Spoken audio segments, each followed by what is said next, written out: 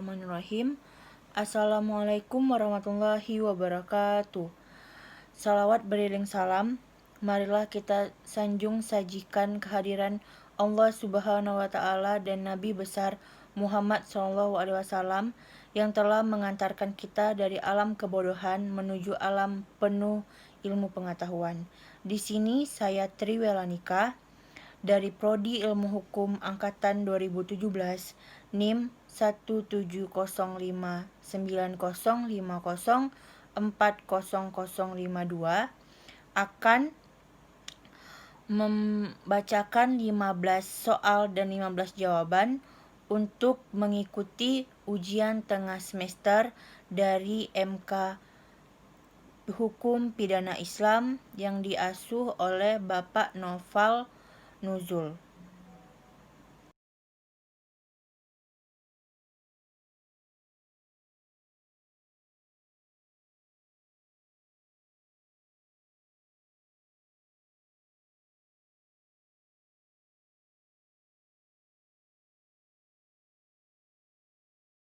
Baiklah, di sini saya akan membacakan soal atau pertanyaan yang pertama dan jawabannya. Soal yang pertama, apa yang dimaksud dengan hukum pidana Islam? Jawabannya, hukum pidana Islam merupakan syariat Allah Subhanahu wa Ta'ala yang mengatur ketentuan hukum mengenai tindak pidana atau perbuatan kriminal yang dilakukan oleh orang-orang mukhalaf.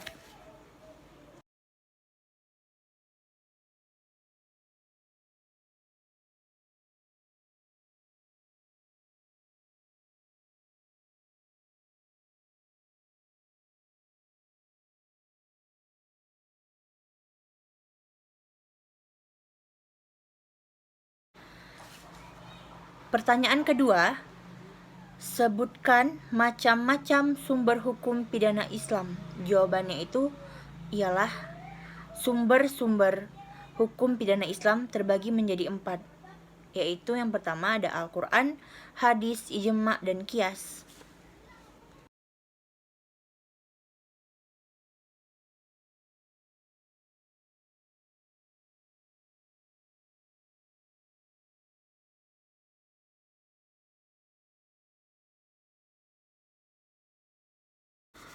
Pertanyaan yang ketiga, jelaskan apa yang dimaksud dengan Al-Quran dan As-Sunnah. Jawabannya ialah Al-Quran adalah sumber hukum ajaran Islam yang pertama yang membuat kumpulan beberapa yang telah diturunkan kepada Nabi Muhammad SAW. Sedangkan As-Sunnah adalah sumber hukum ajaran Islam yang kedua karena dalam Al-Quran bersifat umum atau memerlukan penjelasan.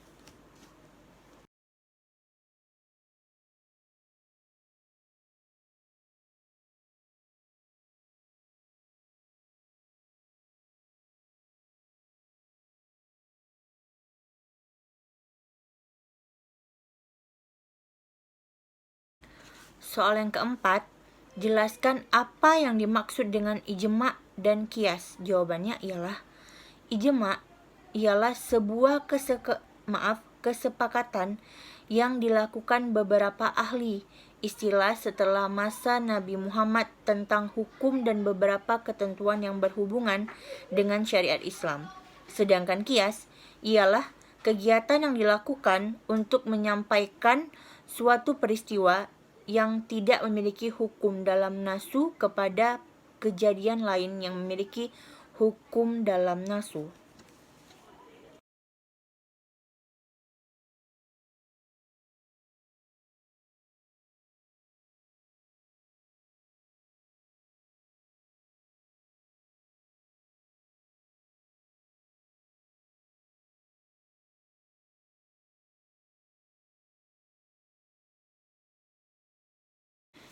Yang soal kelima, apa tujuan dari hukum pidana Islam? Jelaskan. Jawabannya, tujuan dari hukum pidana Islam adalah menetapkan kemaslahatan, menegakkan supremasi hukum dan keadilan bagi manusia serta menjauhkan dari mafsadat yang akan merugikan dirinya dan orang lain.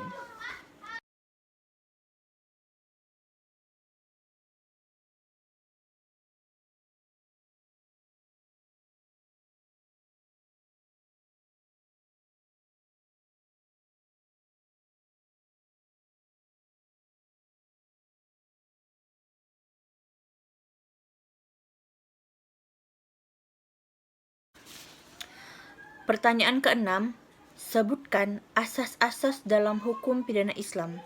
Jawabannya, ada asas legalitas, asas memindahkan kesalahan kepada orang lain, asas praduga tak bersalah, asas tidak sahnya hukuman karena keraguan.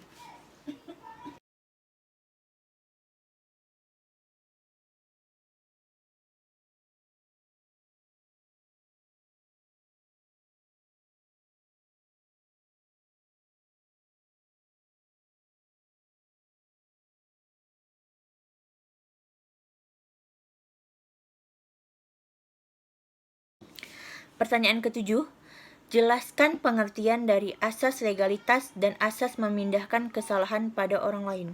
Jawabannya, asas legalitas adalah keabsahan sesuatu menurut undang-undang. Sedangkan asas memindahkan kesalahan kepada orang lain adalah setiap perbuatan manusia, baik perbuatan yang baik maupun perbuatan yang tak baik atau jahat, akan mendapatkan imbalan yang setimpal.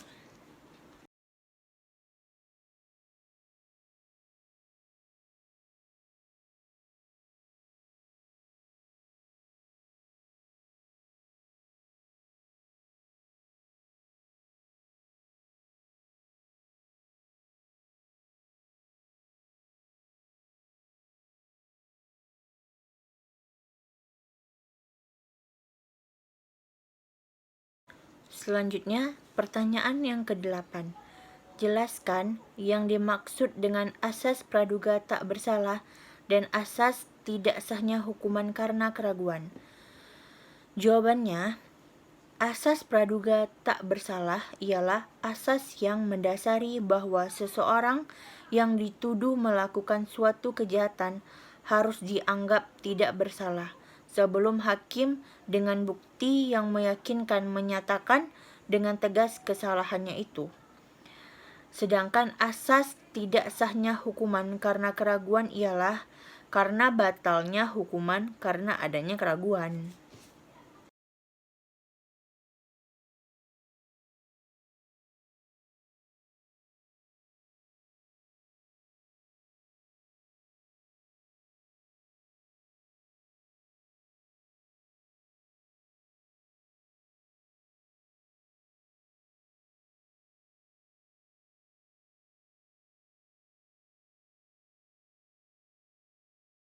Selanjutnya, pertanyaan yang ke-9.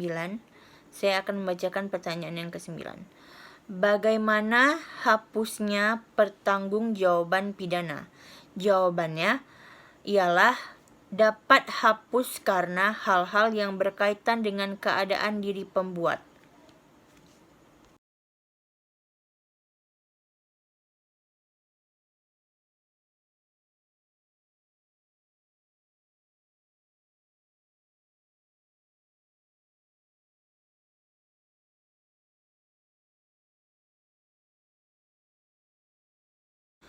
Pertanyaan yang ke-10 ialah apa alasan penghapusan hukuman? Jawabannya, alasan penghapusan hukuman adalah dalam hukum pidana dikenal istilah alasan pemaaf dan alasan pembenar atas tindak pidana yang sepintas selalu melawan hukum.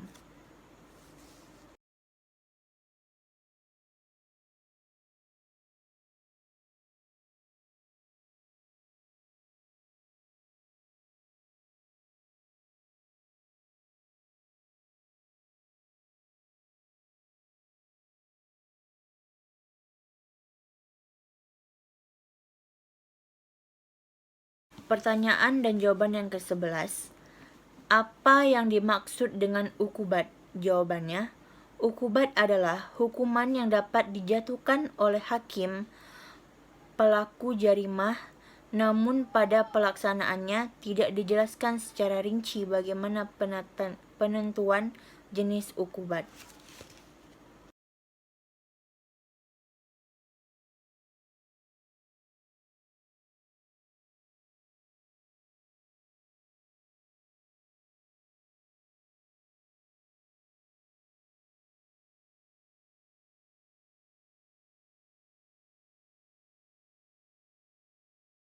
Pertanyaan dan jawaban yang ke-12.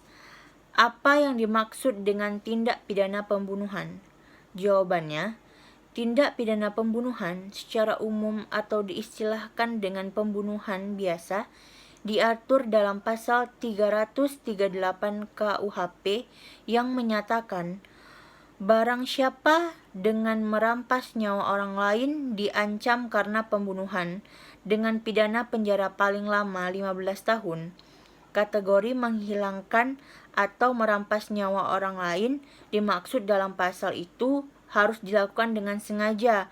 Jadi unsur-unsur dengan sengaja di sini sangat penting dan harus bisa dibuktikan, sebab jika pembunuhan dilakukan tanpa unsur kesengajaan dikualifikasi sebagai delik culpa sebagai mana dimaksud dengan pasal 359 KUHP.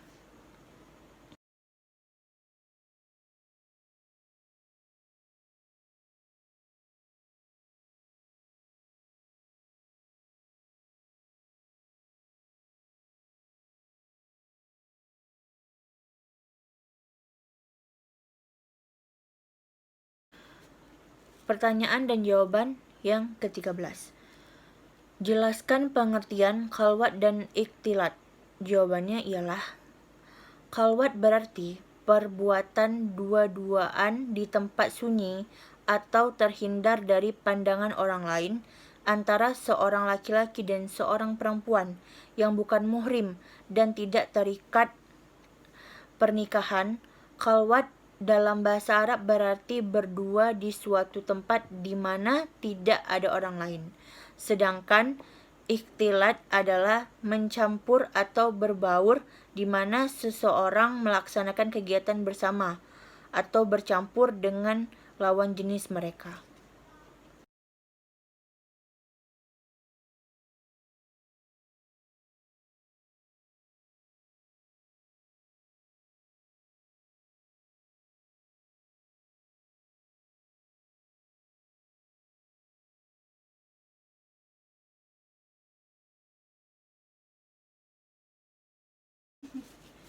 Pertanyaan dan jawaban yang ke-14.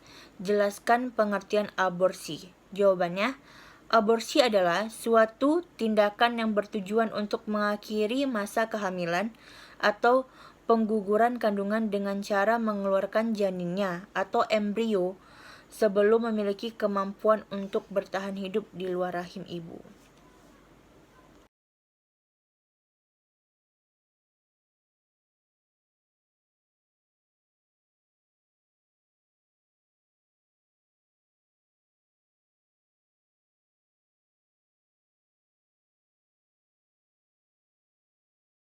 Baiklah, ini adalah pertanyaan dan jawaban yang terakhir, nomor 15.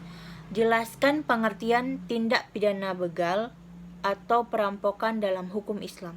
Jawabannya ialah tindak pidana pembegalan atau suatu peristiwa tindak pidana pencurian disertai dengan kekerasan yang diatur dalam Kitab Undang-Undang Hukum Pidana. Baiklah, sekian dari video saya. Lebih dan kurang saya mohon maaf karena saya hanya manusia yang tak luput dari kesalahan dan kesempurnaan hanya milik Allah Subhanahu wa taala. Dan juga sudi kiranya Bapak dan teman-teman memaklumi dari keterbatasan video ini. Saya mengucapkan banyak-banyak berterima kasih. Baiklah, untuk menutup video ini saya akan membacakan satu buah pantun, yaitu pergi ke kampung jalannya terbelah, pohon jatuh awas menimpa, jika ada salah maafkanlah, wassalamualaikum dan sampai jumpa. Wabillahi taufiq wal hidayah, wassalamualaikum warahmatullahi wabarakatuh.